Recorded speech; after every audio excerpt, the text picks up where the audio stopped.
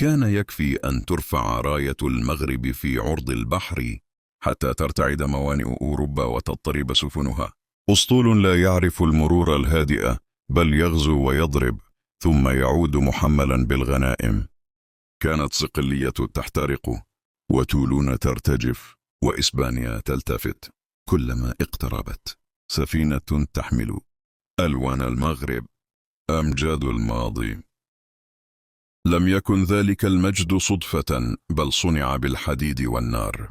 في سنة 1201 اجتاح المغاربة مدينة نيكوتيرا في كالابريا الإيطالية، وبعد 6 سنين امتدت أشرعتهم نحو سيراكيوز في صقلية، حيث سقطت المدينة في يد الأسطول المغربي. وفي الغرب تعرضت مدينة تولون الفرنسية ل4 هجمات متتالية، أضخمها كانت في سنة 77 و100 وألف، حين انطلقت سفن الموحدين من جزر الباليار فاخترقت التحصينات ونفذت ضربتها وأعادت التوازن في البحر المتوسط.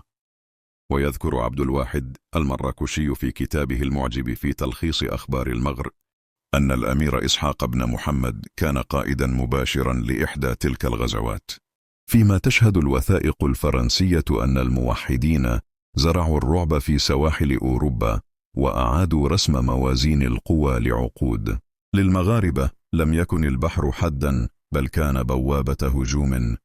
الموانئ المغربية من سبتة التي كانت شريانا للتجارة والقتال إلى طنجة عين المغرب على أوروبا مرورا بآسفي والجديدة وأصيلة، تحولت الموانئ المغربية إلى قواعد استراتيجية لم تكن مجرد مرافئ، بل مراكز لصناعة السفن وتجهيزها، تخزين المؤن والأسلحة، تجنيد البحارة والمحاربين، وحتى إدارة التفاوض والدبلوماسية.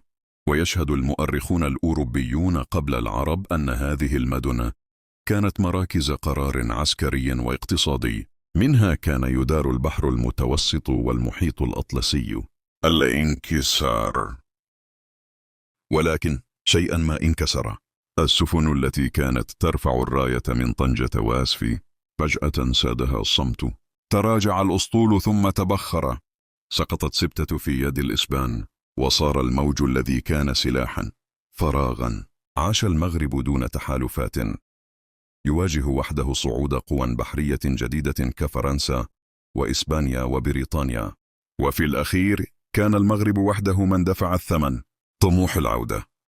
بعد قرون من الغياب عاد المغرب إلى البحر في القرن 21، لكن ليس بسيوف الموحدين والمرابطين، بل بتكنولوجيا حديثة.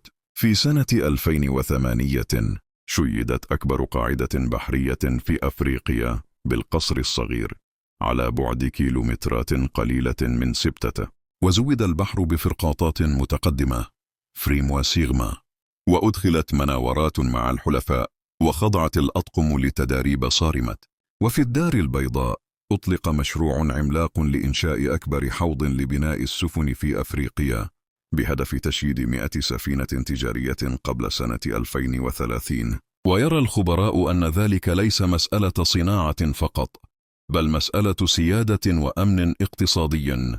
اليوم تراقب إسبانيا كل خطوة يخطوها المغرب في مضيق جبل طارق، تعد سفنه وتحصي مناوراته وتراقب أحلامه بغواصات مستقبلية.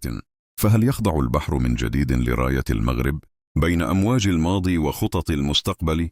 يبقى البحر مسرحا لهيبة المغرب التي لا تنام.